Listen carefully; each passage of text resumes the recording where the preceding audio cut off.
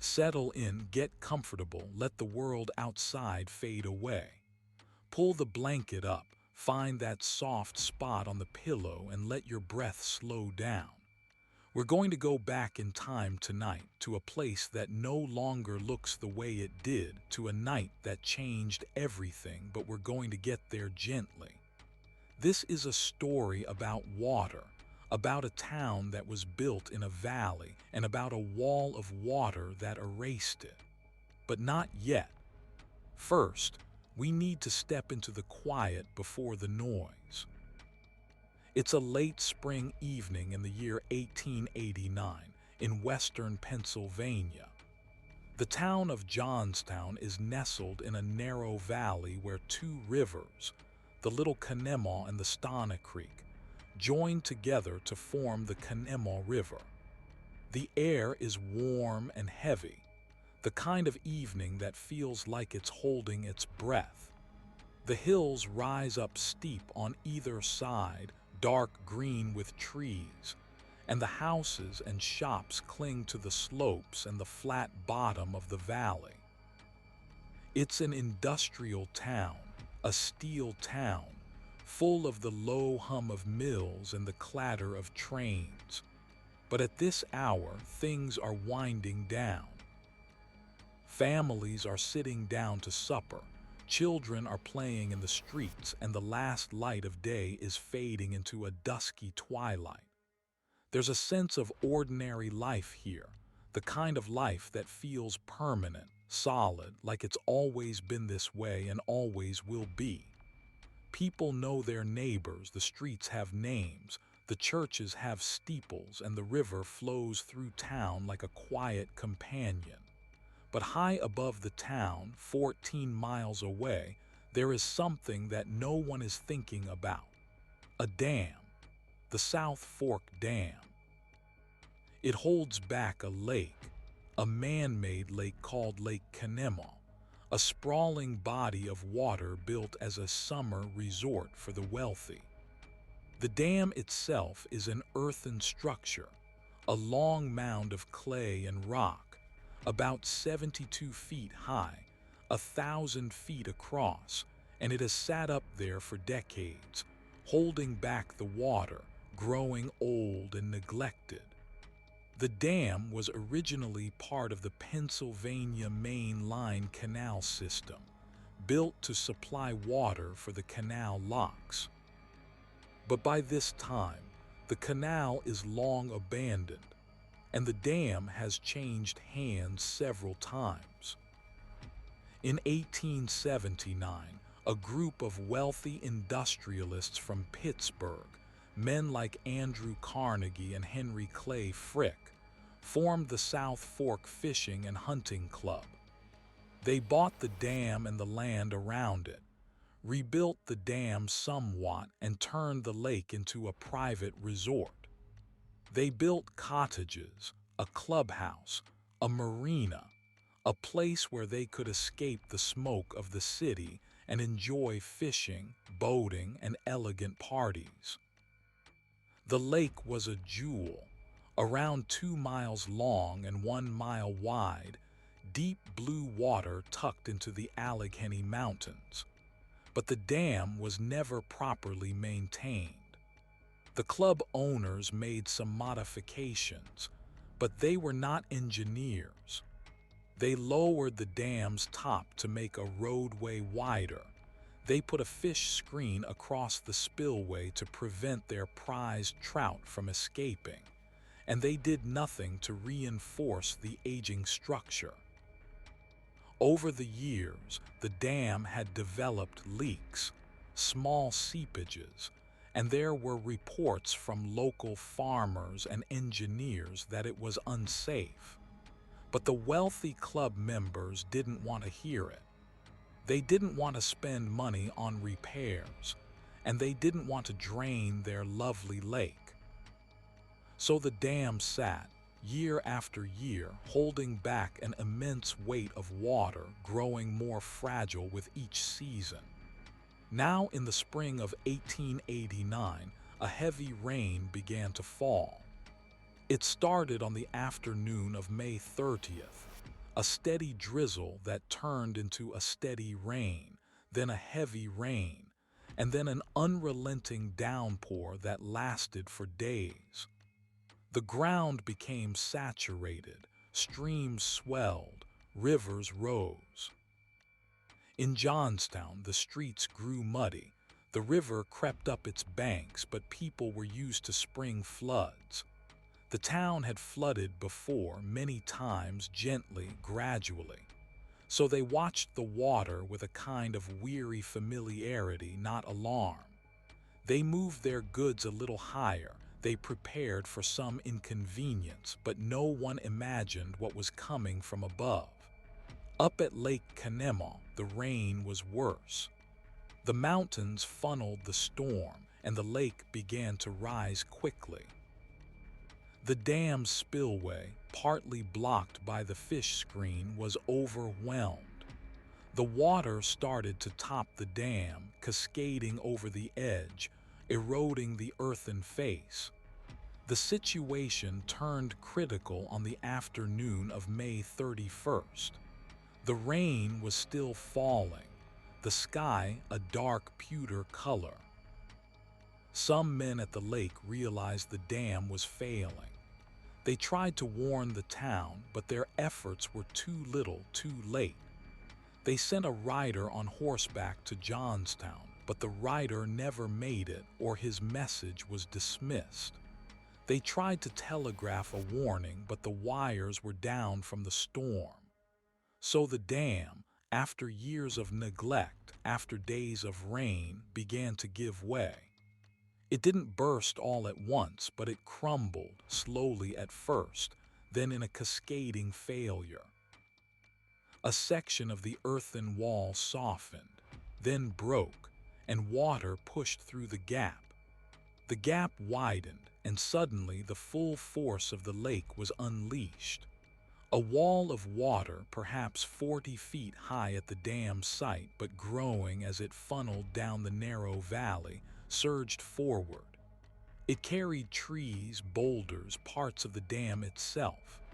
It was a dark, roiling mass, traveling at speeds up to 40 miles an hour, and it had a sound, a horrible low roar that grew louder as it descended.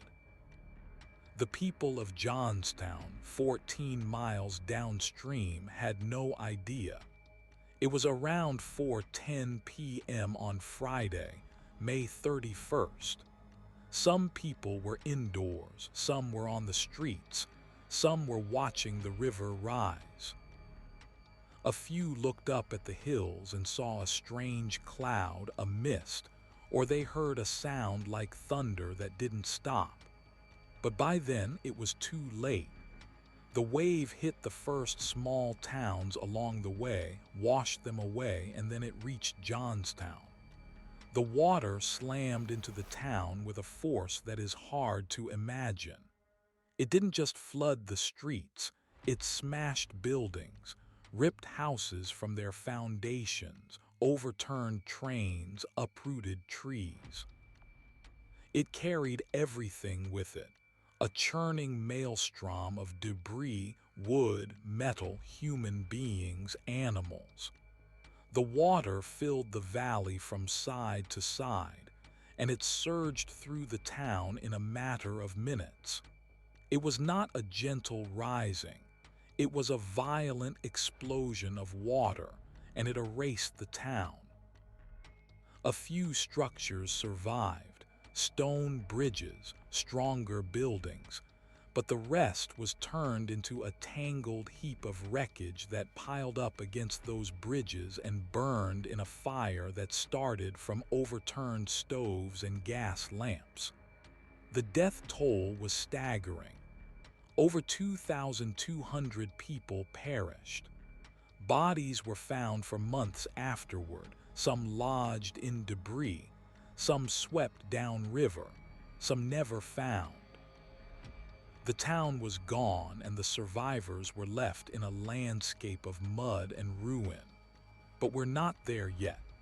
We're still in the quiet before, where the rain is falling and the dam is holding, where the town is alive with the sounds of an ordinary evening. So let's stay here for a moment in that innocent time and look around. Imagine Johnstown on that Thursday evening, May 30th, before the worst of the rain began. The streets are lit with gas lamps. The air smells of coal smoke and wet earth. A man is closing the door to his shop on Main Street. A woman is calling her children in for supper. There's a train station with the last passenger train of the day pulling in, passengers stepping off onto wooden platform. The Kanema River glides past, dark and slow. People are thinking about the long weekend ahead, about summer coming, about ordinary things. No one is looking up at the dam. Up there, on the water of Lake Kanema, the waves are lapping against the shore of the resort. A few club members are still at the cottages, enjoying the rain from their porches, watching the dark clouds roll over the mountains. They might think about the lake rising, but they trust the dam. After all, it has held for years. The servants at the club are going about their duties, carrying firewood, lighting lamps. The whole scene is peaceful, but the dam is groaning. The water is pressing, and it's only a matter of time before the first crack appears. We'll get to that crack soon, but for now, let's let our minds drift. Think about the weight of water, the pressure of gravity, the slow work of erosion. Think about how something so massive can be so quiet until it is. The rain falls on the lake, millions of drops, each one a tiny addition to the pressure. The ground beneath the dam absorbs the water, softening the clay. The fish screen holds back leaves and debris, but it also holds back the water's escape. The whole structure is a kind of clock ticking down. And in the town below, the clocks are ticking too, but they're not synchronized. People are going about their lives, their small routines, their conversations. A woman is knitting by the fire. A man is reading the evening paper. A child is trying to catch a raindrop on the window pane. They don't know that the dam is slowly failing. They don't know that the wall of water is already forming itself, gathering like a coiled spring. The story of the Johnstown Flood is a story about the gap between what we know and what we don't know, about the fragility of the things we build, and about how suddenly the world can change. But in this moment, it's still a story about a town on a rainy evening, about a dam that looks solid, about the illusion of safety. We're going to stay here in this drowsy state and let the rain fall. Let the river rise. Let the night deepen. And in the next segment, we'll follow the water as it begins its journey down the valley. For now, just breathe and listen to the quiet hum of the 19th century, the distant whistle of a train, the hush of the rain. Everything is still. Everything is waiting. Let us settle deeper into this rainy evening.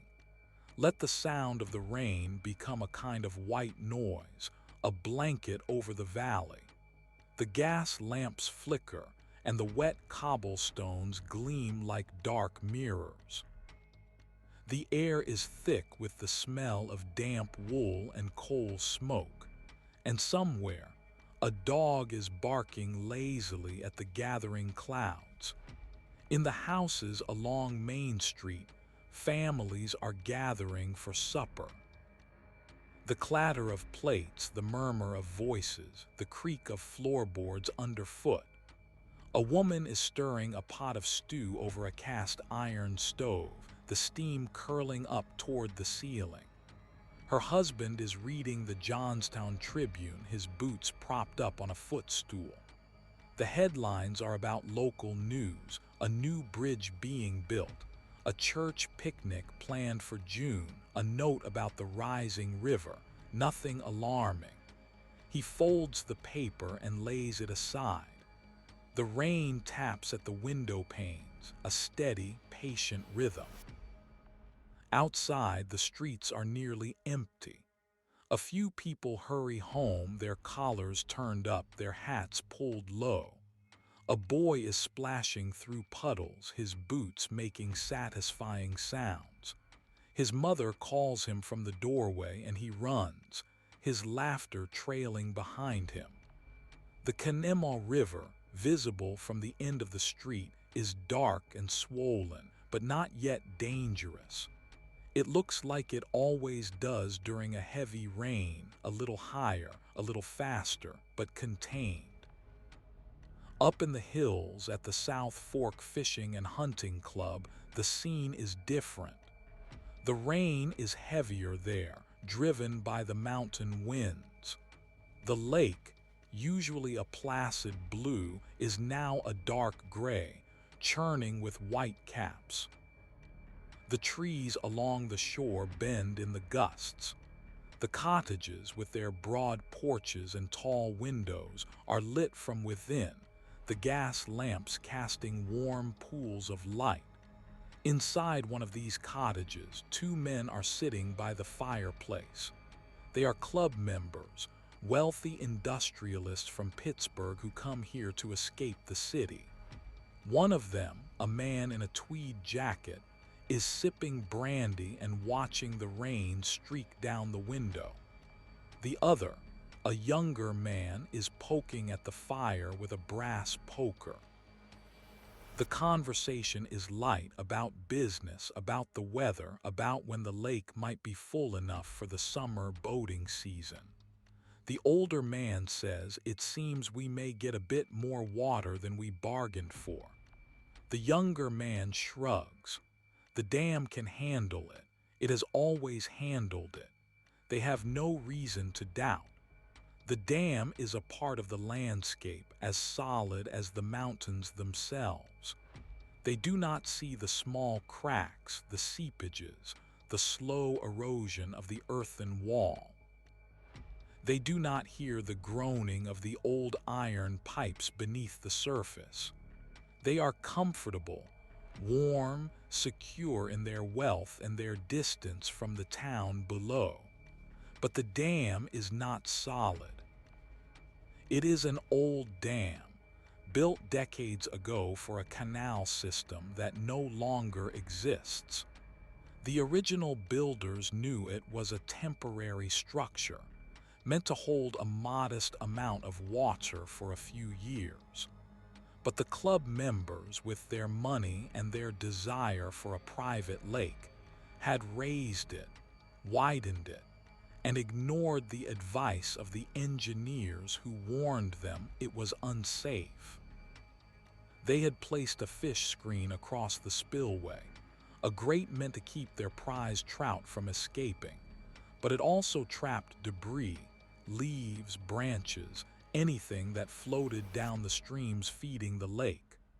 The spillway, already too small, became clogged, and the water had nowhere to go but over the top.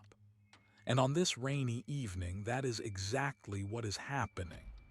The water is rising inch by inch, foot by foot. It rises against the earthen dam, pushing, pressing, searching for weakness. The rain has been falling for hours now, and the ground is saturated.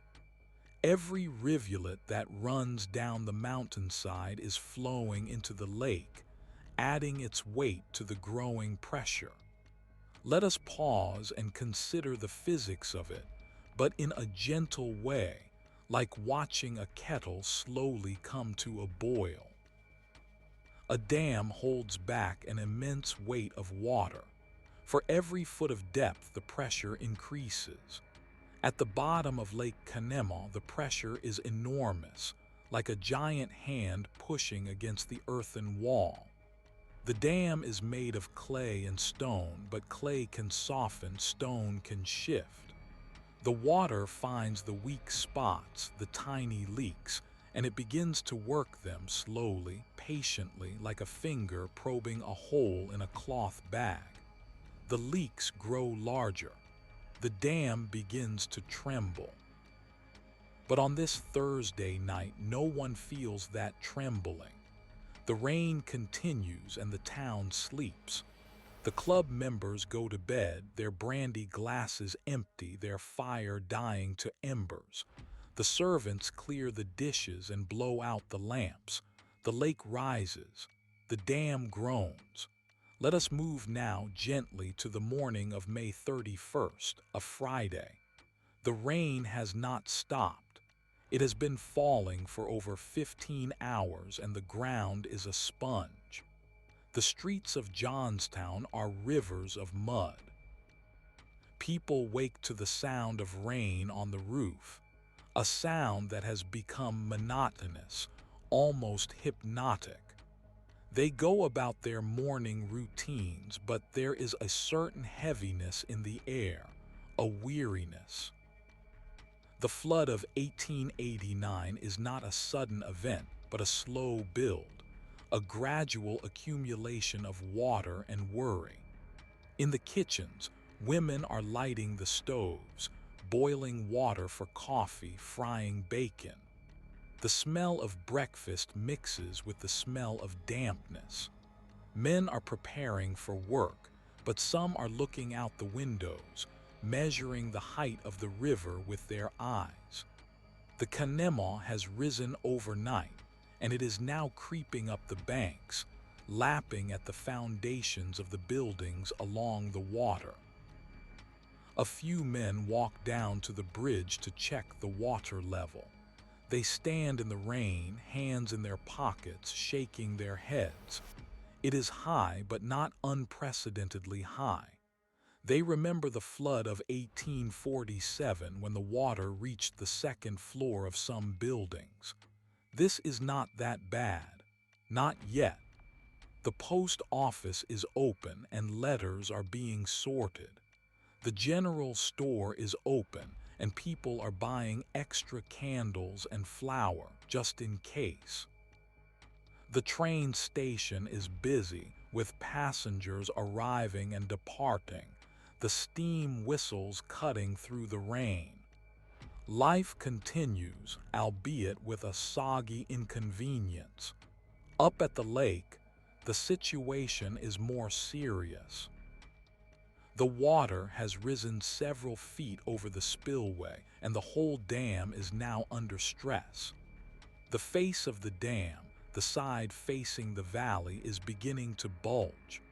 A watchman, a local man hired by the club, is standing on the dam, looking at the water, looking at the cracks that are starting to form. He is worried. He has seen dams before, and he knows what a failing dam looks like. He sends word to the club members, but they are slow to respond. They are wealthy men accustomed to others solving their problems. They assume the watchman is exaggerating. By late morning, the watchman is desperate. He sends a rider on horseback down the valley to warn the towns. The rider, a young man named Elias, sets off at a gallop.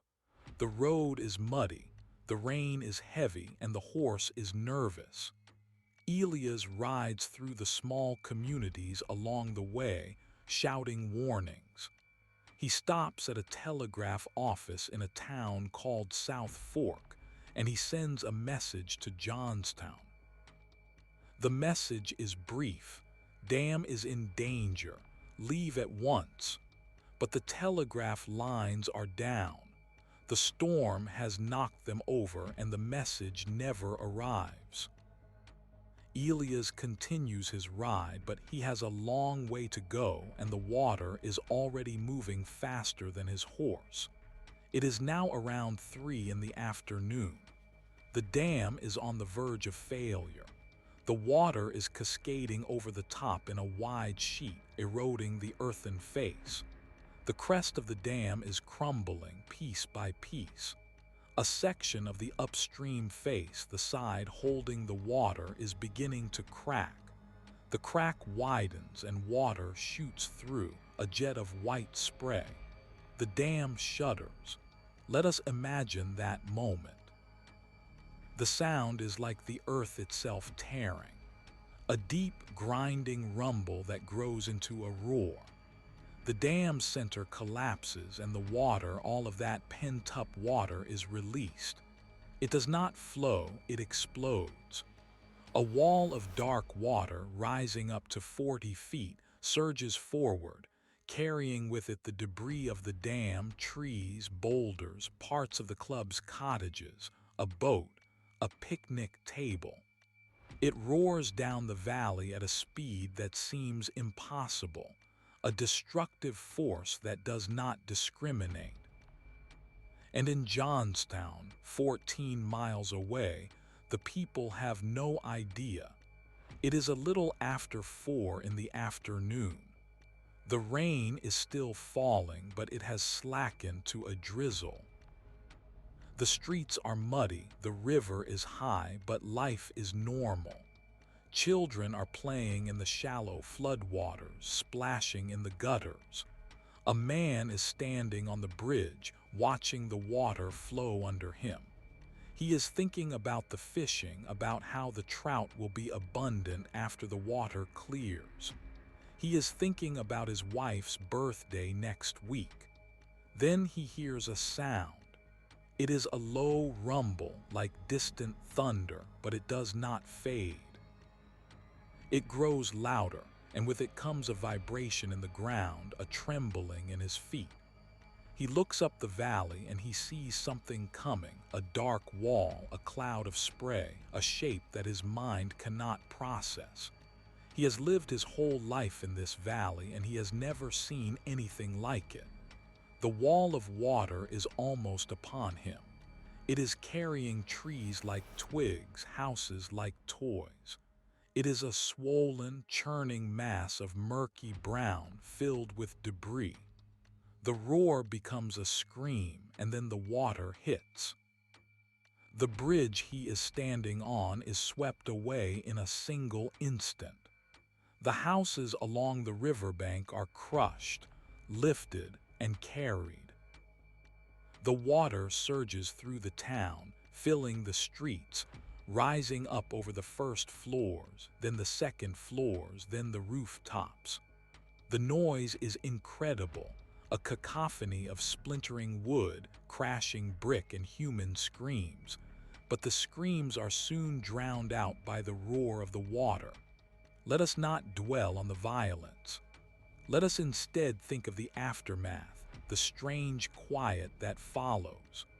The wall of water passes through the town in less than 10 minutes, but it leaves behind a world transformed. Where there had been streets and shops and homes, there is now a lake of mud and debris. The water begins to recede slowly, revealing the wreckage. The town is gone. The familiar landmarks are erased. The railroad bridge, a massive stone structure, still stands, but it is clogged with piles of wreckage, tangled heaps of lumber, furniture, and bodies. A fire breaks out in the debris and it burns for days, consuming what the water spared. In the days that follow, survivors emerge from the ruins. They are covered in mud, bruised in shock. They search for their loved ones, digging through piles of wreckage with their bare hands. The rain has finally stopped, but the sky is gray and the air smells of wet wood and death. But this is a sleepy story and we are far from the disaster. We are still in that rainy evening, sitting by the fire, listening to the wind. The dam is still holding. The town is still whole. The people are still going about their lives, unaware of what is to come. Let us stay here a little longer. Let us drift through the quiet moments of that Thursday night. Imagine the train station at Johnstown, the last train of the evening arriving from Pittsburgh. The platform is wet, and the passengers step carefully, gripping their hats. A young woman is waiting for her husband who has been away on business. She sees him step off the train and she smiles.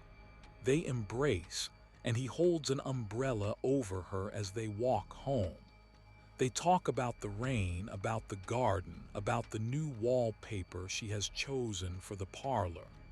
They are happy, comfortable, secure. In a small house on a side street, a mother is putting her children to bed. She tucks them in, whispers a prayer, and kisses their foreheads. The rain drums on the roof, a soothing sound. The children sleep, dreaming of summer days, of picnics and games. The mother goes downstairs to join her husband. They sit in the silence, listening to the fire. They do not talk about the dam. They do not think about the dam. They have no reason to. And up at the lake, the water continues to rise. The dam continues to strain. The clock is ticking. But for now, everything is calm. Everything is still. The rain falls and the night deepens, and the story waits, patient and quiet like the water behind the dam. And so the night deepens and the rain continues to fall, and the people of Johnstown sleep unaware. The dam, too, holds its breath, though its cracks are widening and its earthen heart is softening. It is a strange thing to think of a dam as a living creature, but in those final hours it seems almost sentient, groaning under the weight of the lake. The water behind it is not angry, not malicious. It is simply obeying the laws of gravity and pressure, gathering force, waiting for the moment when the earth can no longer contain it. Let us stay with that image for a moment. The lake at the South Fork Fishing and Hunting Club is beautiful, even in the rain. The water is dark, like polished slate, and it stretches for miles, lapping at the shores of the surrounding hills. The club members have built small cottages along the shoreline, with porches and boathouses and manicured lawns. On a summer day, the lake is a place of leisure, where wealthy men from Pittsburgh bring their families to fish and sail and forget the smoke of the steel mills. But tonight, the lake is a beast, swollen and restless. The rain has been falling for days, and the streams that feed the lake are swollen, rushing down from the hillsides, carrying leaves and twigs and soil. The lake has risen far beyond its normal level, and the spillway, which was meant to carry excess water away, is overwhelmed. The water flows over it in a wide sheet, but it is not enough. The level keeps rising. Up on the dam, the watchman, a man named John Park, is standing in the rain, holding a lantern. He is a young man, only in his mid-20s, but he has been hired by the club to keep an eye on things. He knows dams. He grew up around them, and he knows that this one is in trouble. The dam is not a modern structure built by engineers. It is an old earthen dam, originally built for a canal system that was abandoned years ago. The club bought the property and raised the dam a few feet, but they did not reinforce it properly. They did not add a proper spillway.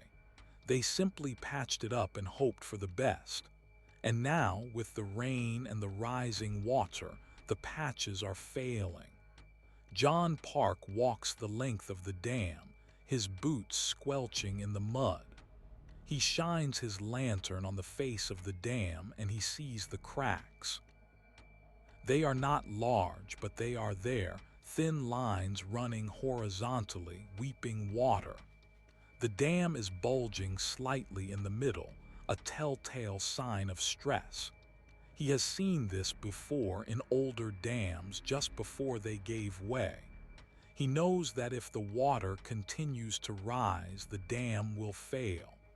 He sends word to the club officials in Pittsburgh, but they are slow to respond. They are men of business, accustomed to delegating.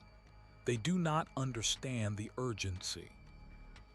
They assume that the dam is sturdy, that the watchman is being cautious. They say they will send someone tomorrow, but tomorrow will be too late. As the night wears on, John Park does what he can. He tries to lower the lake level by opening the discharge pipes at the base of the dam, but they are clogged with debris and sediment. He works with a few other men trying to clear them, but it is slow going. The water is rising faster than they can drain it. By midnight, the lake is several feet above the crest of the spillway. The dam is now holding back more water than it was ever designed to hold. It is a ticking clock, but the people in the valley below do not know it. And so we drift through the dark hours. The rain continues, steady and relentless. In Johnstown, the streets are empty. The street lamps glow through the drizzle, casting halos of light on the wet cobblestones. A lone dog walks down the middle of a street, its fur soaked, its tail low. It stops and shakes, then continues on its way. A clock tower strikes 11, then 12, then 1. The town is silent except for the sound of rain and the distant rumble of the river, which is growing louder, though no one notices. In the boarding houses and hotels, guests sleep, their windows closed against the damp. In the factories along the river, the night shift works, the clatter of machinery muffled by the rain. A few men stand under the eaves of a foundry, smoking pipes, watching the water creep up the bank. They talk about the flood of 1847, about how the water reached the second floor of the dry goods store. They agree that this rain is worse, but they have faith in the dam. They have always had faith in the dam, and up at the lake the faith is fading. John Park is now desperate. He knows that the dam cannot hold much longer. He has seen the cracks widen and the bulging has increased. The dam is now visibly trembling, a vibration that he can feel through the soles of his boots. He decides to send another rider down the valley, this time with a more urgent warning. He wakes a young man named Elias, the same rider who tried earlier, and tells him to ride as fast as he can, to warn every town along the way to not stop until he reaches Johnstown. Elias is exhausted, but he understands the gravity of the moment. He mounts his horse and sets off into the rain. The road is treacherous. The rain has turned it into a muddy stream, and the horse struggles to keep its footing. Elias rides through the small community of South Fork, shouting at the windows, waking people up.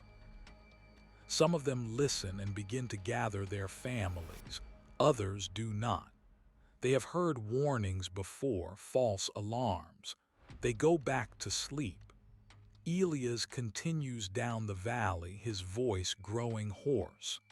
He passes through Mineral Point, through East Canema, through Woodville. In each town, he stops long enough to shout, to bang on doors, to tell people to get to higher ground. But the minutes are slipping away, and the water is moving faster than his horse. It is now a little after 3 in the afternoon on Friday, May 31st, 1889. The dam is on the verge of collapse. John Park is standing on the dam, watching the water pour over the top. The entire crest of the dam is now a waterfall, and the face of the dam is eroding, the earth being washed away in great chunks. He knows it is time to leave. He turns and runs, stumbling down the slope of the dam, heading for higher ground. Behind him, he hears a sound that he will never forget. It is not a roar, not exactly. It is a deep, groaning, sucking sound, like the earth itself is taking a final breath. Then the dam gives way. The center of the dam collapses first, a section about 200 feet wide. The water behind it surges forward, not as a wave but as a solid wall, a moving mountain of dark water that is 40 feet high at its crest. It carries with it the debris of the dam, trees that have been uprooted, boulders that have been torn from the hillside, parts of the club's cottages, a boat, a picnic table, a wooden dock. All of it is churning together in a swirling mass of brown water and splintered wood. The wall of water moves down the valley at a speed that seems impossible, 40 miles per hour, maybe faster. It is a force of nature that does not discriminate, that does not pause, that does not care. And in Johnstown, 14 miles away, the people are still unaware. It is a little after 4 in the afternoon. The rain has slackened to a drizzle and the skies are beginning to lighten. Some people are out on the streets, walking home from work, stopping at the stores, chatting with neighbors. The river is high, but no one is alarmed. They have seen high water before.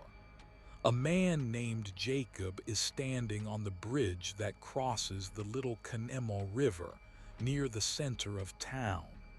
He is a blacksmith, a large man with calloused hands. He is holding a fishing pole, though he knows the fishing is poor today. He is just standing, looking at the water, enjoying the cool air after the rain. He hears a sound, a low rumble like distant thunder, but it does not fade. It grows louder, and with it comes a vibration in the ground, a trembling in his feet. He looks up the valley and he sees something coming. At first, he thinks it is a fog, a cloud of mist. But then he sees the shape beneath it, a dark wall, a moving mass. His mind cannot process what he is seeing. He has lived in this valley his whole life, and he has never seen anything like it. The wall of water is almost upon him. It is carrying trees like matchsticks, houses like toys. The roar becomes a scream, and then the water hits. The bridge is swept away in an instant, and Jacob is gone, swallowed by the wave. The houses along the riverbank are crushed, lifted, and carried. The water surges through the town, filling the streets, rising up over the first floors, then the second floors, then the rooftops. The noise is incredible, a cacophony of splintering wood, crashing brick, and the screams of people who have only seconds to realize what is happening. But the screams are soon drowned out by the roar of the water. Let us not dwell on the violence. Let us instead think of the aftermath, the strange quiet that follows. The wall of water passes through the town in less than 10 minutes, but it leaves behind a world transformed. Where there had been streets and shops and homes, there is now a lake of mud and debris. The water begins to recede slowly, revealing the wreckage. The town is gone. The familiar landmarks are erased.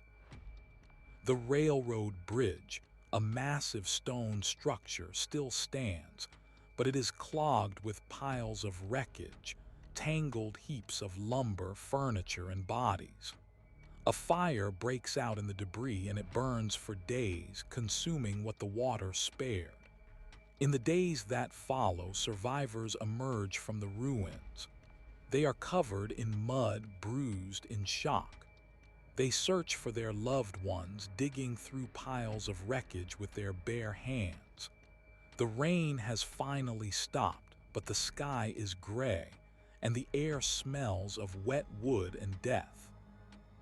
The story of the Johnstown Flood is a story of loss, but it is also a story of survival, of the resilience of the human spirit.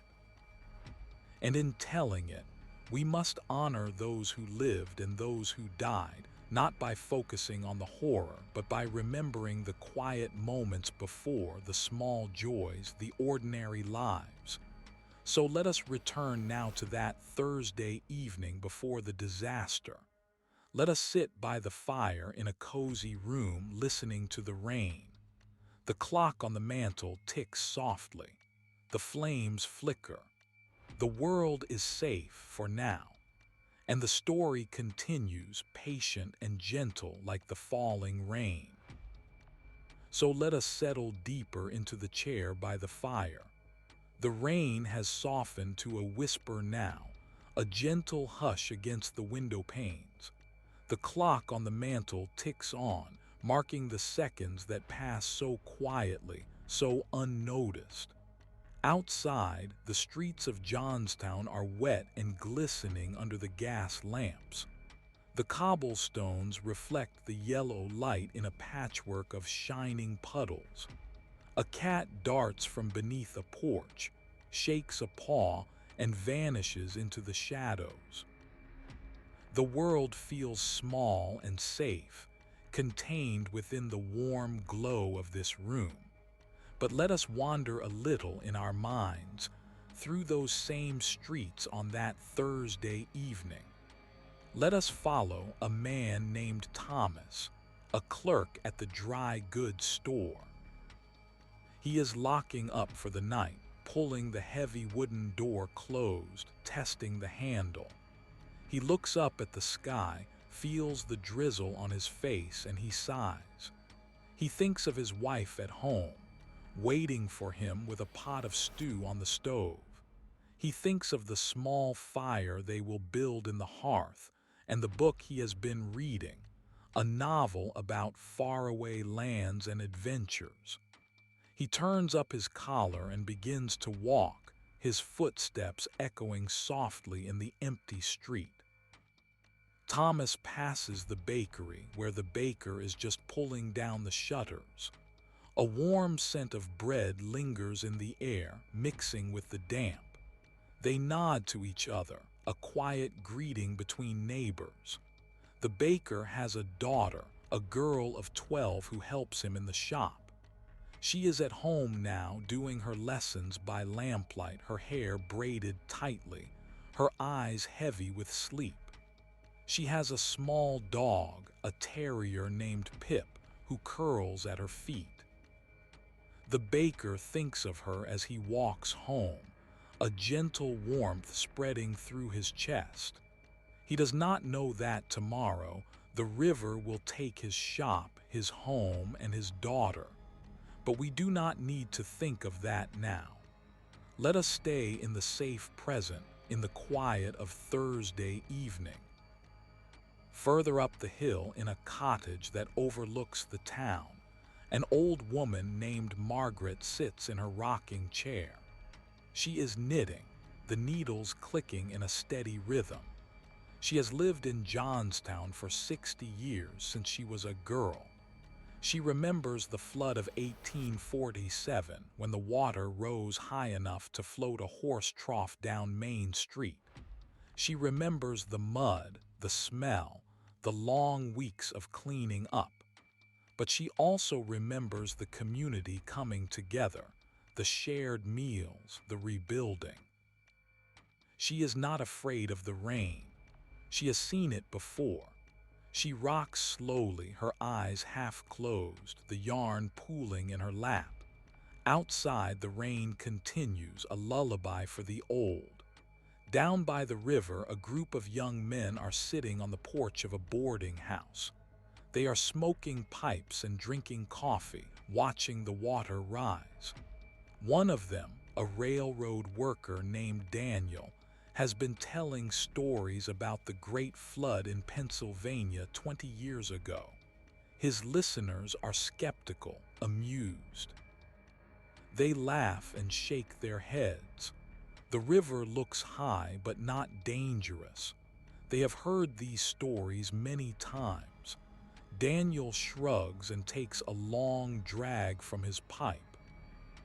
He looks at the sky, at the clouds scudding overhead, and he feels a prickle of unease, a small cold spot in his chest, but he says nothing. He finishes his coffee and goes inside to sleep. At the South Fork Fishing and Hunting Club, a different scene unfolds. The clubhouse is grand and warm, lit by chandeliers and fireplaces. The members are wealthy men from Pittsburgh, industrialists and bankers. They have come for the weekend to escape the city, to fish and hunt and play cards. Tonight they are gathered in the lounge, smoking cigars and drinking brandy. The rain is an annoyance, keeping them indoors, but they are comfortable. They talk of business deals, of railroad stocks, of the upcoming election. The dam is not mentioned. It is not a concern. The dam was built by their own engineers, maintained by their own workers. It is strong. It is safe. But high above them, on the crest of the dam, the water is now lapping at the top. The foreman, John Park, has been walking the length of the dam all evening, his lantern swinging, casting long shadows. He has seen the cracks, the seepage, the bulging face. He has sent word to the club members, but they have not responded. They are busy with their brandy and their cigars. He is alone with the truth. He watches the water rise inch by inch, and he knows that nothing he can do will stop it. He is a man standing on the edge of a catastrophe, and he can only wait. Let us leave him there for a moment, on the dam in the dark. Let us return to Johnstown, to the bedrooms and parlors, to the quiet lives. A young couple, newly married, are lying in bed. The woman is reading aloud from a magazine, a serial story about a detective in London. Her husband listens, his arm around her, his eyes closed. The rain is a comfortable sound, a roof over their heads. They feel safe. They feel young. They do not know that in a few hours the roof will be gone, the walls will be gone, and the street will be a river. But that is later. For now there is only the soft rustle of paper, the warmth of the body beside them, the steady rhythm of the rain. The night deepens. The clock in the church tower strikes 2. The rain has not stopped. It has become a part of the town, a constant companion, a blanket of sound. In the poorer neighborhoods along the river, the water is beginning to creep into the basements. Families wake to find their floors wet, their stored goods floating. They move their belongings to the upper floors, grumbling and sighing. They have dealt with high water before. They will deal with it again. They do not panic, they simply adapt. A woman named Catherine carries her baby up the narrow stairs. The baby is crying, disturbed by the commotion. Catherine sings a soft lullaby, a song her mother sang to her.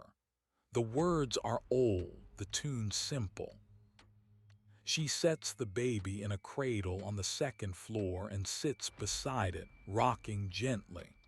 Her husband is downstairs, moving boxes, trying to salvage what he can. The water is ankle deep now and rising, but Catherine trusts him. She trusts the dam. She closes her eyes and listens to the rain. By 3 in the morning, the water in the streets is knee-deep in some places. The wooden sidewalks have begun to float, bobbing like rafts. A few people venture out to check on their neighbors, wading through the cold water with lanterns held high. They call out to each other, their voices muffled by the rain. The town is awake now, but not alarmed. It is a nuisance, this flood, but nothing more. They have seen it before. They expect the water to recede by morning, but the water does not recede. It continues to rise slowly, steadily, a patient tide. And up at the dam, the patience is running out. John Park has been joined by a few workers, men who have stayed to help. They are now trying to dig a spillway to relieve the pressure, but it is too little, too late. The water is pouring over the top of the dam in a steady sheet, cascading down the face, eroding the earth. The dam is trembling now, a shudder that runs through the entire structure. John Park knows that it will not hold until dawn. He sends one more rider down the valley, a desperate plea. The rider, a young man named Elias, mounts his horse and rides into the darkness. The rain stings his face and the road is slick with mud. He pushes the horse as fast as it can go, shouting at the top of his lungs when he reaches the first town, South Fork. He bangs on doors, yells at windows. Some people listen. They grab their children and their valuables and head for the hills. Others do not. They have heard this before. They close their windows and go back to sleep. Elias pushes on down the valley, through Mineral Point, through East Kanema. Each town is a blur of wet roofs and dark streets. His voice grows hoarse, his horse begins to stumble from exhaustion, but he cannot stop. He knows what is coming. He can feel it in the ground, a low vibration that is not the thunder. He can hear it in the distance, a rumble that grows louder with every passing minute. The wall of water is already moving, faster than his horse, faster than any warning. In Johnstown, the dawn is breaking, gray and watery. The rain has slackened to a drizzle and the clouds are thin, patches of pale light showing through. People are beginning to stir, to look out their windows at the flooded streets. Some are amused, some annoyed. A man stands on his porch, smoking a pipe, watching a barrel float past. His neighbor calls out from across the street, asking if he needs help. He laughs and waves. It is just a flood. It will pass. And then, at exactly 4:07 in the afternoon, after a day of waiting, of rising water, of false hope, the sound comes. It is not a sound that anyone in Johnstown has ever heard before. It is a roar, but deeper than thunder, more solid than a train. It is the sound of a mountain falling, of the earth itself splitting open. And then they see it. A wall of dark water, 40 feet high, carrying trees and houses and rocks, moving toward them with the speed of a galloping horse. There is no time to run. There is no time to scream. The wave hits and the town is gone. But we do not need to stay in that moment. Let us step back. Let us float above the scene like a wisp of smoke, and let us watch from a distance without fear. The wave passes over the town, and then the water settles, calm again, covering everything with a layer of mud and debris. The sun breaks through the clouds, shining on the strange new landscape. And in the days that follow, the survivors emerge, digging through the wreckage, finding each other, holding hands, crying, laughing, living. Let us remember them now not as victims, but as people. Let us remember the baker and his daughter, the clerk Thomas, the old woman Margaret, the young couple reading in bed. Let us remember Catherine and her baby, the railroad worker Daniel, the club members with their brandy and cigars. They all had lives, full of small joys and ordinary troubles. And in telling their story, we honor them, not by lingering on the horror, but by sitting with them in the quiet before the storm, by listening to the rain, by feeling the warmth of the fire. The clock ticks on. The rain continues to fall, soft and steady, and the story, like the river, flows on, patient and gentle, carrying us forward into the night. The clock ticks on. The rain continues to fall, soft and steady, and the story, like the river, flows on, patient and gentle, carrying us forward into the night. After the wave passes, after the roar fades into a distant rumble, there is a moment of absolute stillness. The air is thick with mist and the smell of wet earth. The sun, pale and watery, breaks through the clouds and touches the strange new landscape. The town of Johnstown is no longer a town. It is a wide, muddy plain, dotted with broken timbers, twisted iron, and the silent shapes of houses turned to kindling. The streets are gone. The church is gone. The bridge that once spanned the river is now a tangled heap of stone and steel, a dam of debris holding back a lake of wreckage. In the quiet that follows, the first sound is a bird. A robin, perched on a splintered fence post, begins to sing. It is a small sound, but it carries across the devastation, a thread of life in the silence. Then another sound rises, a human sound, a low moan from beneath a pile of boards. A hand reaches up, pale and trembling, and a voice calls out, weak and desperate. The rescue has begun, but it will be a slow, patient work, like sifting through the ruins of an old dream. Let us walk beside the rescuers, not as participants but as quiet observers, drifting above the scene as the hours pass. The first survivors emerge from the mud, covered in gray silt, their clothes torn, their faces blank with shock. They are pulled from the debris by neighbors, by strangers, by men who have come from the hills with shovels and ropes. There is no panic now, only a quiet determination. A woman sits on an overturned cart, cradling a cat in her lap. The cat is alive, but its fur is matted with mud and it shivers. The woman does not move. She stares at the horizon, at the line where the mountains meet the sky, and she breathes slowly, in and out. Nearby, a man is digging with his bare hands, his fingers raw and bleeding. He is searching for his wife. He does not speak. He digs. Other men join him, and together they lift a heavy beam, revealing a small pocket of space beneath. There is no one there. They move on to the next pile, the next promise. The work is slow, meditative, like a ritual. And then in the late afternoon, a shout goes up.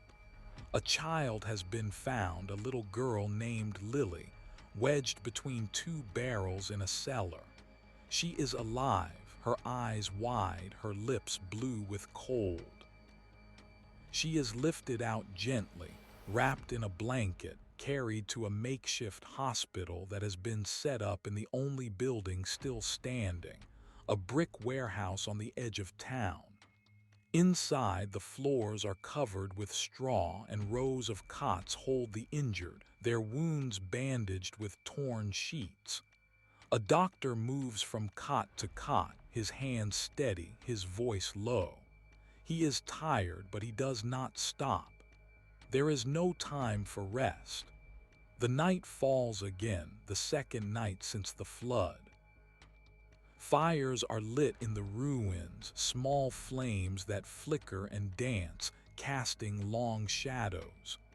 People gather around them, sharing what little they have salvaged: a loaf of bread, a bottle of whiskey, a dry coat.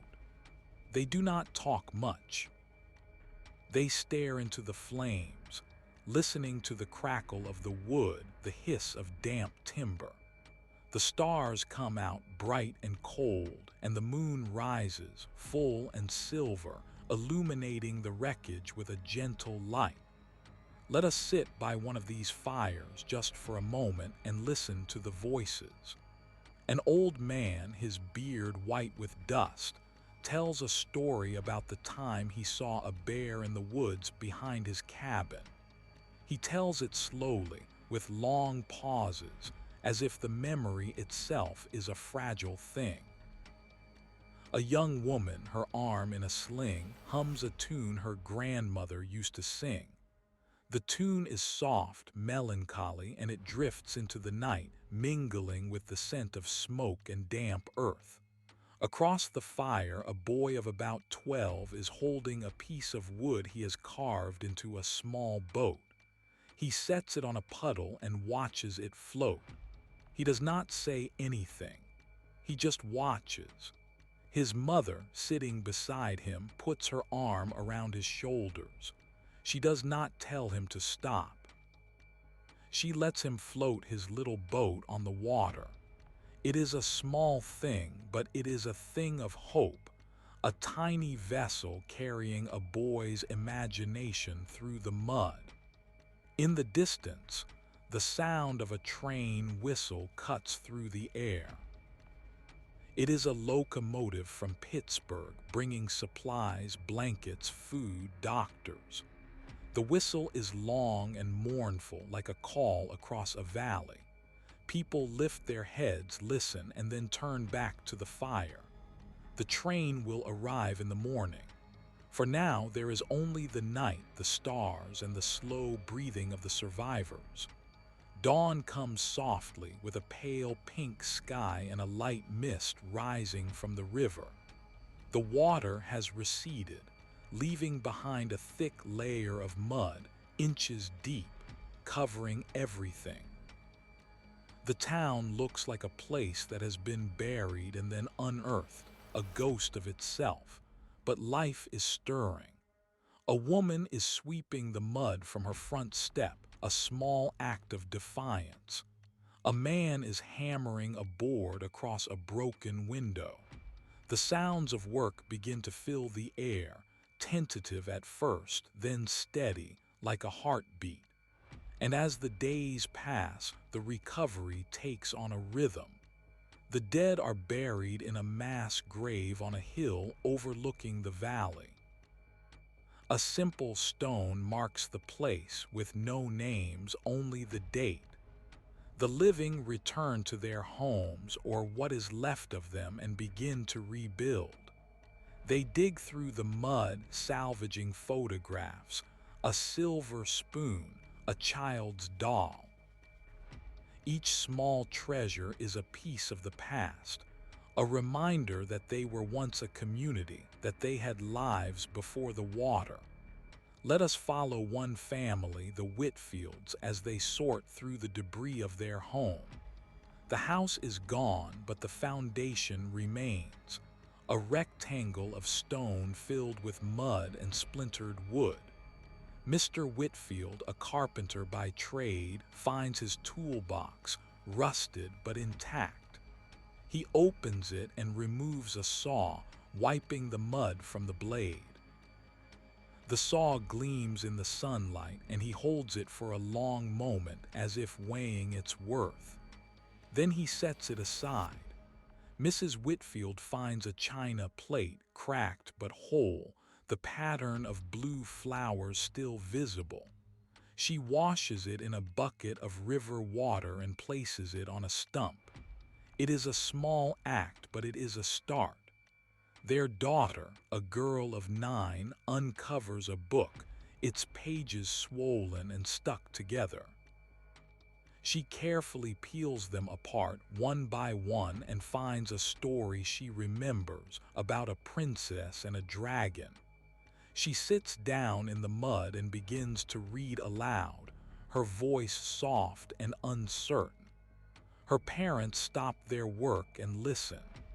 The story fills the emptiness, a familiar tune in a strange land. On the outskirts of town, a man named Samuel is building a new house.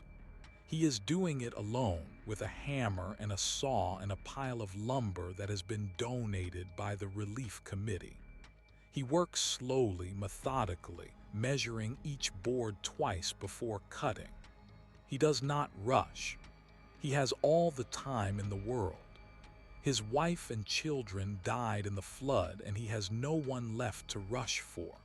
But he builds anyway, because building is what he does, because a house is a thing that stands against the rain. The weeks turn into months. The mud is cleared from the streets. The railroad is repaired. The telegraph lines are strung again, clicking with messages from distant relatives, from strangers offering help. Johnstown begins to take shape again, a new town built on the bones of the old. The people do not forget. They cannot forget. But they learn to live with the memory, to carry it with them like a scar that aches in the cold. And on certain nights when the rain falls again, when the wind howls through the valleys, some of them lie awake, listening. They hear the sound of water, soft and insistent, and they feel a tremor in their chests, a memory of fear. But they also hear the sound of their own breathing, the steady rhythm of a heart that goes on beating. They wrap their arms around their loved ones and they close their eyes and they wait for the dawn. Let us leave them there in their beds, in their new homes, under the same moon that once shone on the old town. The river flows on, wide and calm, carrying the story downstream into the night, into the quiet. The clock ticks, the fire crackles, and we drift gently like the smoke from a dying ember into the soft dark of the past. But the story does not end there. Even as we drift, the echoes of that night linger in the hills, and the memory of the flood becomes a part of the landscape itself. The river, you see, does not forget. It carries the silt and the stories downstream, depositing them in the quiet eddies, in the roots of the willows that bend over the banks. And the people, they carry the memory too, in their bones, in the way they pause when the rain begins to fall, in the way they glance at the sky before they go to sleep. In the weeks after the flood, a man named Elias, a farmer who lived on a ridge above Johnstown, walks down into the valley every morning. He carries a shovel and a basket, and he picks his way through the debris, looking for things that might be useful. A length of rope, a bucket with a hole, a broken chair that can be mended.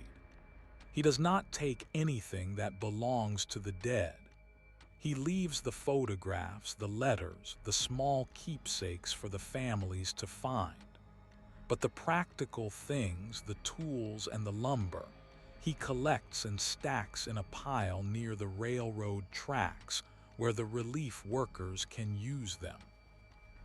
One morning, Elias finds a leather satchel half buried in the mud.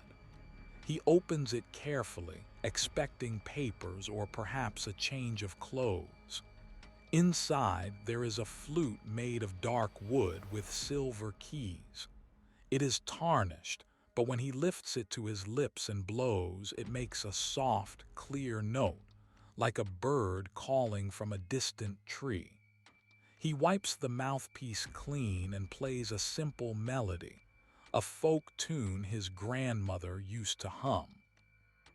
The notes drift across the wreckage, and for a moment, the men and women digging in the ruins stop and listen. They do not smile, but their shoulders relax, just slightly, as if the music reminds them that there is still beauty in the world. Elias puts the flute back in the satchel and carries it to the makeshift town hall, where a list of lost items is kept. He writes a note, "Flute found near the corner of Main and Washington." He leaves it there, hoping that someone will claim it, and someone does. A few days later, a young woman named Margaret comes to the town hall, her eyes red from crying. She describes the flute, the silver keys, the small chip in the mouthpiece. It belonged to her brother, who had been a musician, who had played in a small band at dances on Saturday nights. She holds the flute in her hands and she does not play it. She just holds it, feeling the familiar weight, the smooth wood. Then she wraps it in a cloth and tucks it into her coat, and she walks home, or what is left of home, and she places the flute on a shelf. It will stay there, untouched, for many years, a reminder of what was lost and what was found. Across town, a different kind of recovery is taking place. A group of men, mostly immigrants from Eastern Europe who worked in the steel mills, gather in a small clearing near the river. They are speaking in hushed tones, their words a mix of Polish, Slovak, and broken English. They are planning to build a church, not a grand cathedral, but a simple wooden chapel with a steeple and a bell. They have no money, no lumber, no tools beyond what they can salvage, but they have faith and they have each other. They begin by digging a foundation, using their hands and a few shovels. They work in the evenings after their shifts cleaning the debris. They work by lantern light, their shadows long and flickering. A man named Jan, a blacksmith by trade, forges a bell from scraps of metal he finds in the wreckage. It is not a perfect bell. It has a crack in it and the tone is a little flat. But when Jan hangs it in a wooden frame and rings it, the sound carries across the valley, a low, resonant hum that seems to settle into the earth. The people hear it and they stop their work for a moment, and they listen. It is the first bell they have heard since the flood.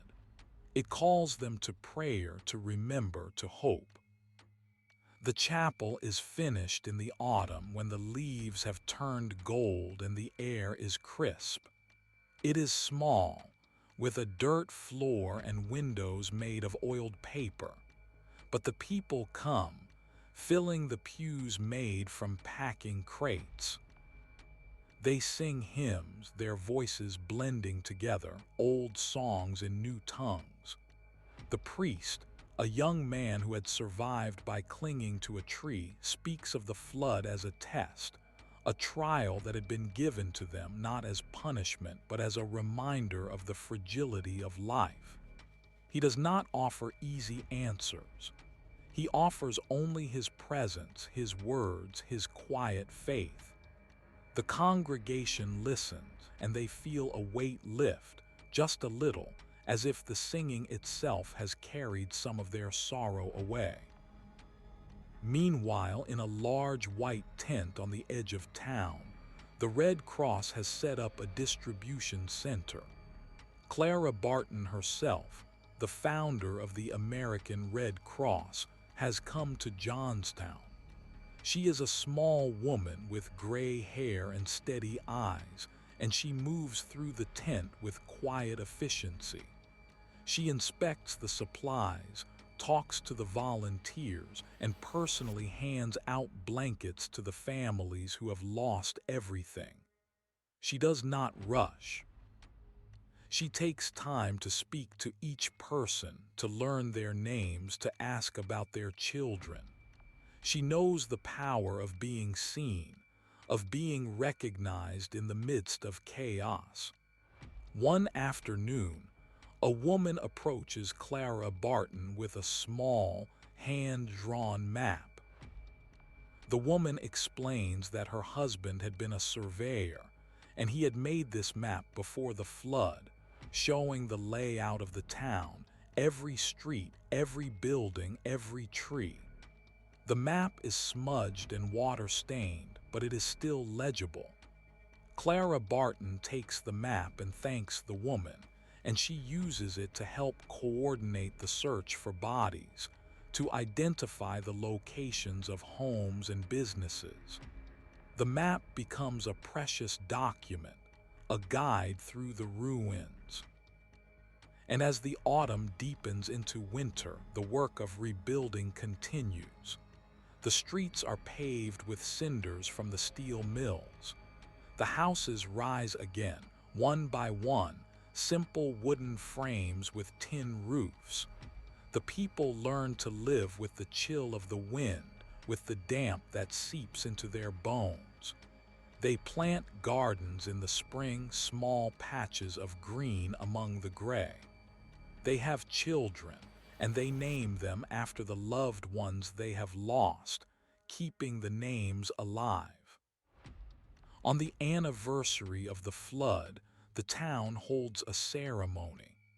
They gather at the mass grave on the hill, where the bodies of the unknown dead are buried. A minister reads the names of those who have been identified, a long list that takes over an hour to recite. The crowd listens in silence, each name a stone dropped into still water. When the reading is done, they place flowers on the grave, simple wildflowers picked from the hillsides. And then they return to their homes, to their dinners, to their quiet evenings. Let us walk through the streets of Johnstown some 10 years later. The town has changed. The buildings are newer, plainer, built with a practical eye. The river is still there, of course, but it is held in check by new levees, higher and stronger than the old ones. The people have not forgotten the flood, but they have learned to live with it, like a scar that has healed and turned white. The children who were born after the flood do not remember the roar of the water. They know only the stories, the tales told by their grandparents, the photographs in the albums. And in the corner of the town square, there is a small bronze bell mounted on a stone pedestal. It is the bell from the South Fork Dam, the same bell that warned the people of South Fork that the dam had broken. It was salvaged from the wreckage and placed here as a reminder, a warning to future generations. The bell has not been rung since that night, but it gleams in the sun, polished by the hands of the townspeople who touch it as they pass, a gesture of remembrance. The years continue to pass, and the story of the Johnstown Flood becomes a part of the larger story of America, a tale of disaster and resilience, of ordinary people facing extraordinary circumstances. It is told in classrooms, in history books, in documentaries. But the true telling, the one that matters most, happens in the quiet moments, around kitchen tables in the soft glow of a lamp, when a grandmother leans forward and says, "I remember that night." And she tells it not with drama or horror, but with a calm, steady voice, the way you might describe a dream that has stayed with you for decades. And so we come back to the river, the gentle, ever-flowing river that runs through the valley. It is quiet now under the stars. The moon reflects on its surface, and the trees lean over it, their leaves whispering in the breeze. If you sit by its banks on a soft summer night and close your eyes, you might hear the faint echo of the past, not a scream or a roar, but a whisper, a sigh, the sound of a town that was and is no more. And then you might open your eyes and see the fireflies beginning to glow, small lights in the darkness, blinking like the stars themselves, and you will know that life goes on, that the world is full of small miracles, that even after the worst of storms there is peace. Let us stay here by the river for just a little longer. The crickets are singing their slow, rhythmic song. The water laps at the bank, a gentle sound like a lullaby. The night air is cool and sweet, carrying the scent of pine and damp earth. We do not need to speak. We only need to be here, present, breathing in the quiet, feeling the weight of the past settle over us like a blanket. Soon, we will rise and go home to our own beds, our own quiet rooms. But we will carry this story with us, not as a burden, but as a memory, a reminder that even in the darkest times there is light, there is hope, there is the steady pulse of life continuing, moment by moment, breath by breath. And so, until we meet again, let the river flow, let the stars shine, let the clock tick, and let us find our rest in the soft dark of the night, in the gentle embrace of sleep. But before we truly drift off, let us stay a little longer, for there is more to this river's story, and it is told in the quietest of ways. You see, the Johnstown flood did not end when the waters receded. It did not end when the bodies were buried, or when the new houses were built. It continued, like a slow underground current, in the lives of those who survived, in the memories they carried, in the small, almost invisible acts of kindness that echoed through the decades. Consider the story of a woman named Mary, who lived on the hill above Johnstown, in a small white house with a porch swing. She was 23 when the flood came, and she lost her husband and her 2 young children. She found them days later, tangled in the branches of a tree nearly 20 miles downstream. Mary did not leave Johnstown. She stayed in that house on the hill, and she opened a small school for the children of the town, teaching them to read and write in a room with a coal stove and worn wooden desks. She never remarried. She never spoke of the flood unless a child asked, and then she would simply say, "It was very dark, and the water was very cold," and then she would turn back to the lesson at hand. But at night, alone in her kitchen, Mary would take out a tin box from under her bed, and inside that box were 3 silver spoons, each one engraved with the initials of a family member. She would polish them with a soft cloth, even though they were already bright, and she would hold them to the lamplight, letting the metal catch the glow. She would not weep. She would simply sit, her hands quiet in her lap, and watch the shadows on the wall. And then she would put the spoons back in the box, and she would go to bed, and she would sleep, and in the morning she would wake and begin again. That is the quiet truth of survival. It is not a grand arc of triumph. It is a series of small, repeated motions, like the ticking of a clock, like the ripples on a pond. Mary lived to be 89, and when she died, her students lined the street outside the church, holding the wildflowers she had taught them to name: bluebells, Queen Anne's lace, goldenrod. They did not know the full story of her grief, but they knew she had loved them, and that was enough. And there is another story, one that involves a dog. In the days after the flood, a man named Thomas, a railroad worker, found a small black mongrel whimpering in a tangle of debris near the stone bridge. The dog was thin, its fur matted with mud, and one of its legs was broken. Thomas carried the dog to his tent, set the leg with twigs and strips of cloth, and fed it scraps from his own meager rations. The dog recovered, and it followed Thomas everywhere, a silent shadow with a wagging tail. Thomas named it Lucky, but he knew the name was a kind of joke. Luck had little to do with it.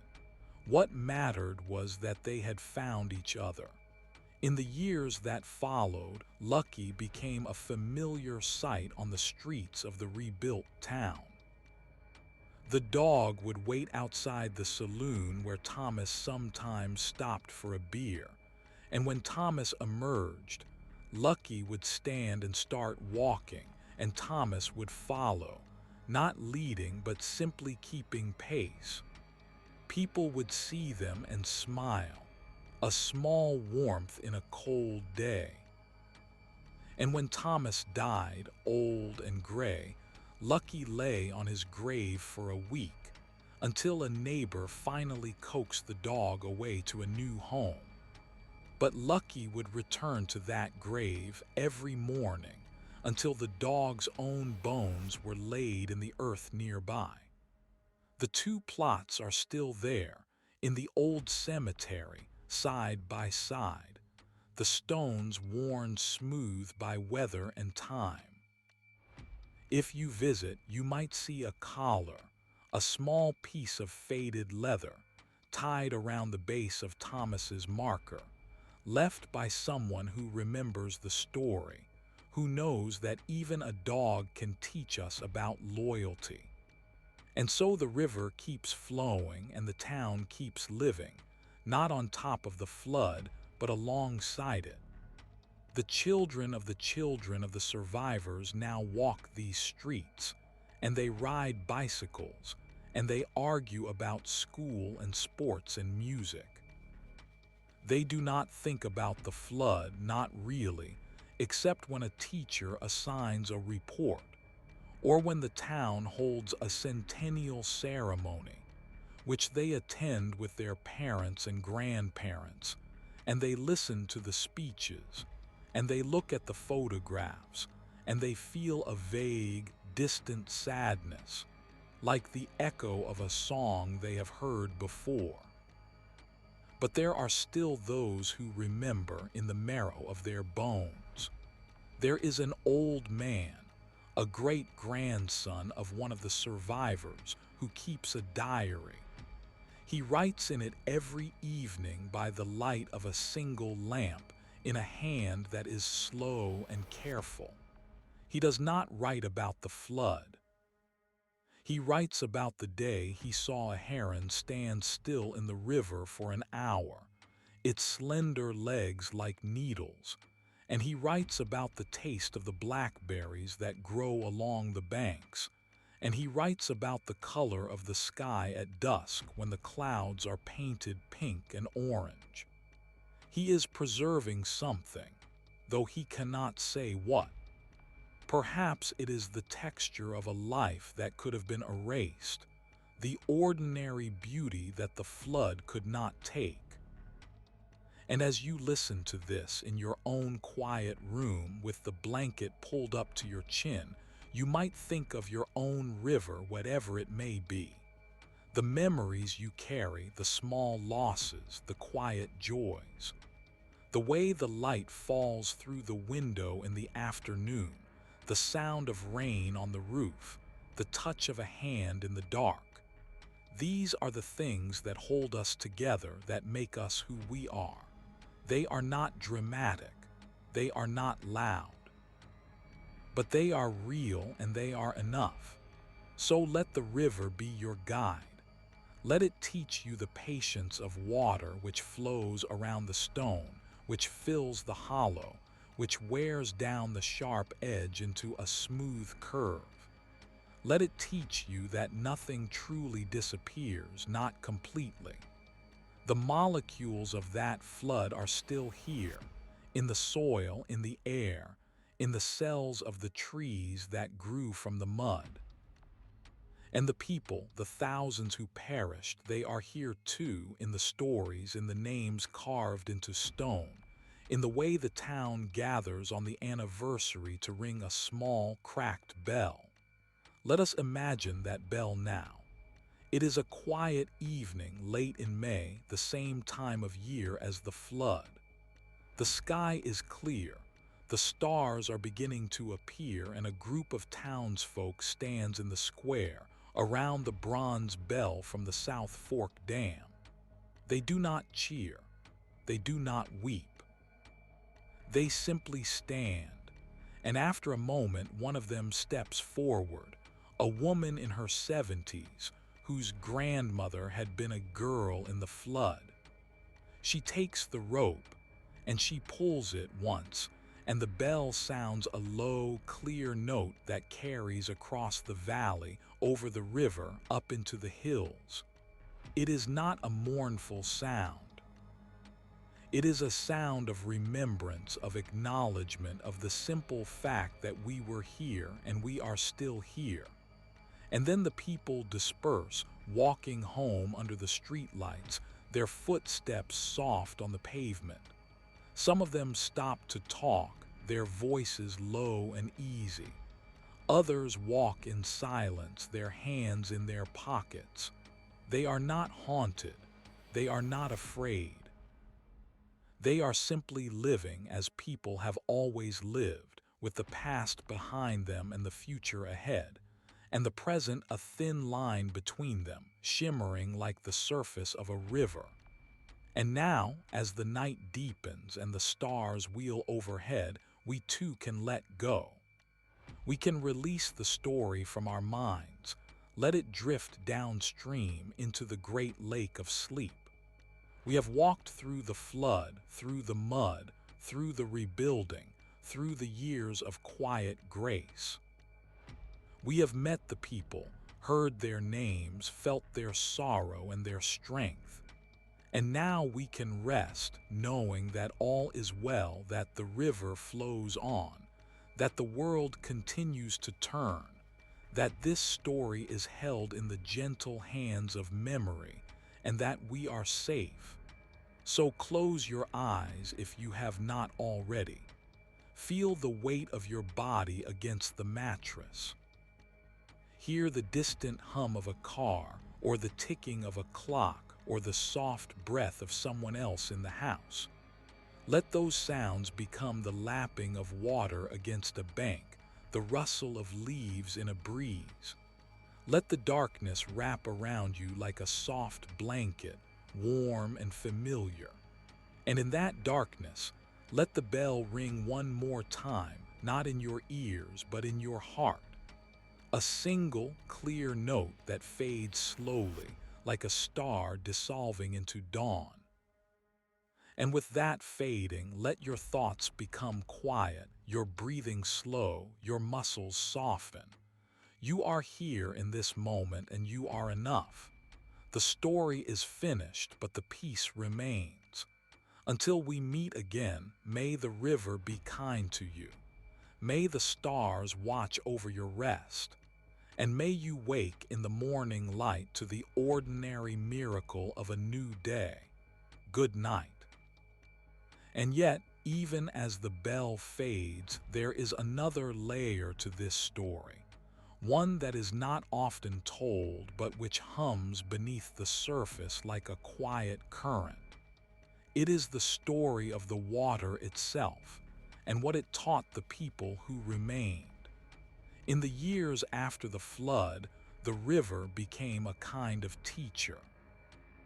Not in a classroom, not with books, but in the way it shaped the land and the lives of those who lived beside it.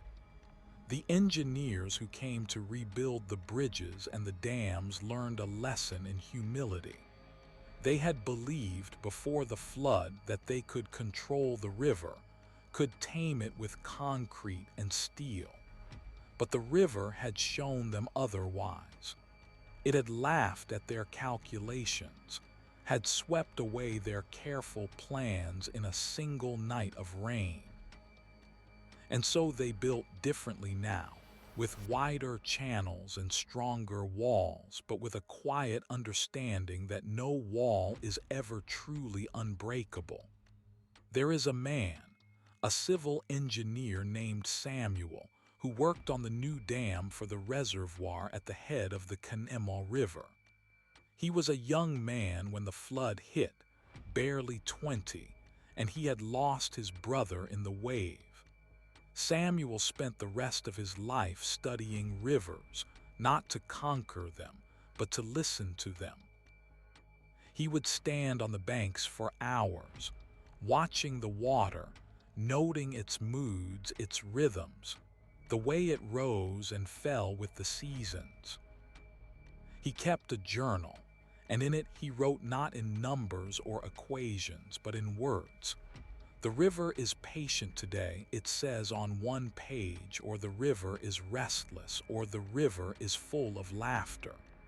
He was trying to learn the language of water, a language that is older than any human tongue. And in a way, he did learn it. He became known as a man who could predict a flood, not by instruments, but by the feel of the air, the smell of the mud, the way the birds flew. People would come to him and ask, "Samuel, will the river rise tonight?" And he would close his eyes and tilt his head, and after a moment he would say, "No, not tonight."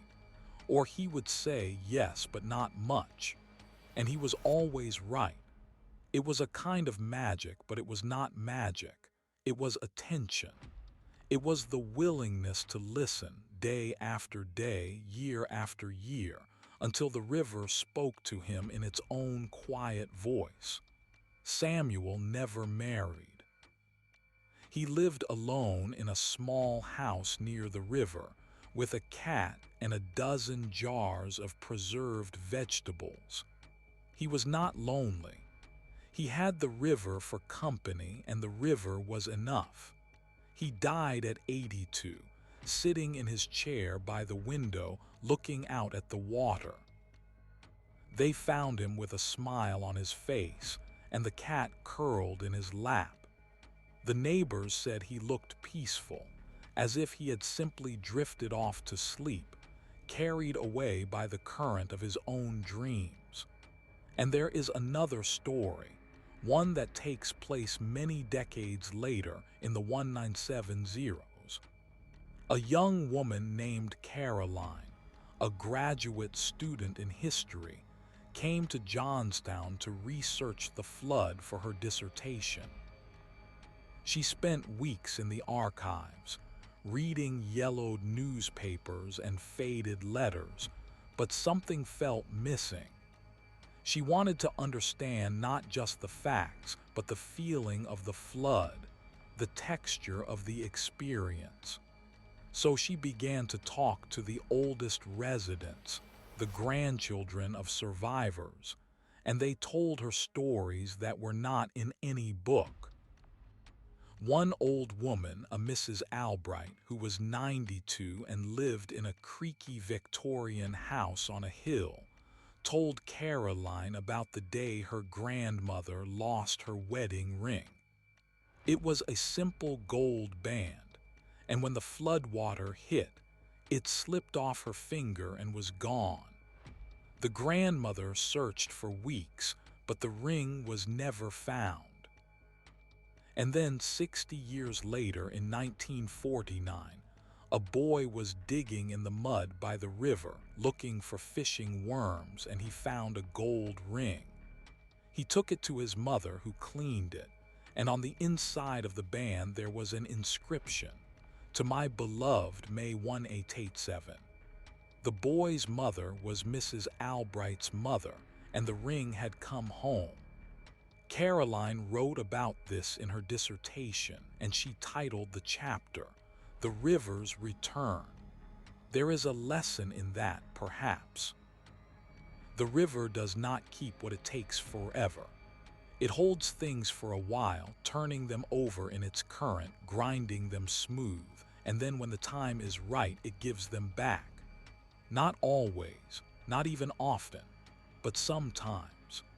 And those moments, those small returns, are like little miracles, proof that the world is not entirely random, that there is a thread of meaning, however thin, that runs through the chaos. And so the town continued through the decades, through wars and depressions and prosperity.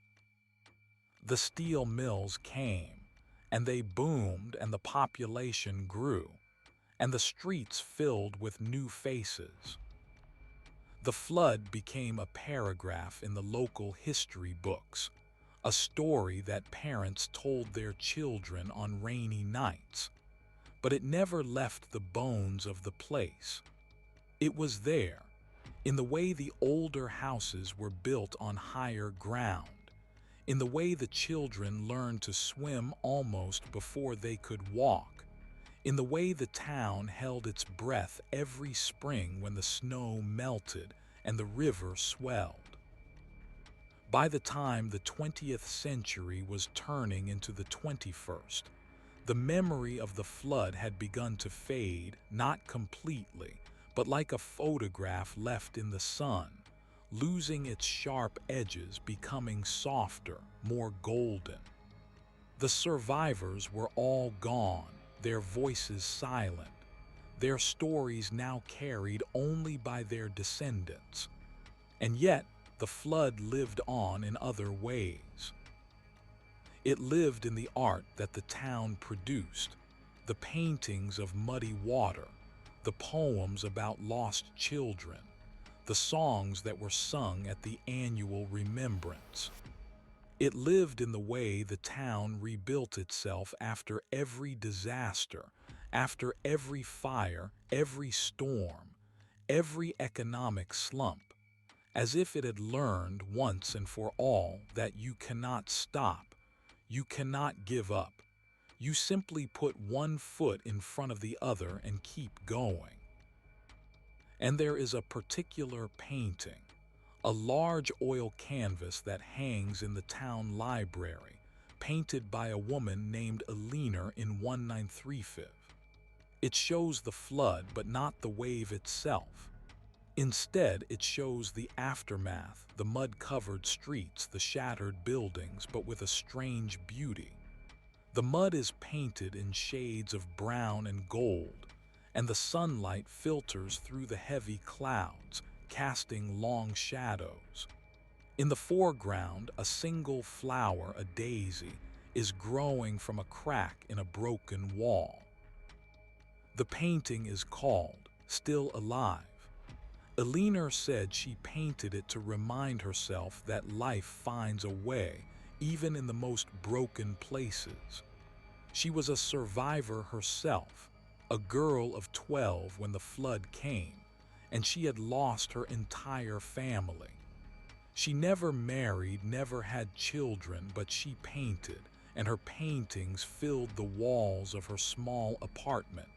And when she died, she left them all to the town. And the town hung them in the library, in the schools, in the hospital, so that everyone could see that beauty can bloom from destruction. That hope is not a fragile thing, but a stubborn one. And as you lie there in your soft bed, with the night pressing gently against the window, you might think of Eleanor and her flower and the cracked wall. You might think of all the broken things that have been remade, all the lost things that have been found, all the small acts of kindness that have kept the world turning. It is easy in the dark to feel alone, to feel that the weight of history is too heavy to bear. But you are not alone. You are part of a long chain stretching back through the flood, through the generations, through the cold and the mud and the fear, to the very first people who built their homes along this river, and before that to the river itself, which has always been there, flowing, patient, eternal. So let your mind drift like a leaf on the water. Let the names and faces of the flood become soft and blurred, like a dream that slips away in the morning. There is no need to hold them tight. They are safe, and you are safe. The story is over, but the river continues, and you are part of that river now, part of its slow, steady journey toward the sea. And maybe, in your sleep, you will visit that river. You will stand on its bank under a sky full of stars, and you will feel a hand in yours, a warm palm, familiar but unknown.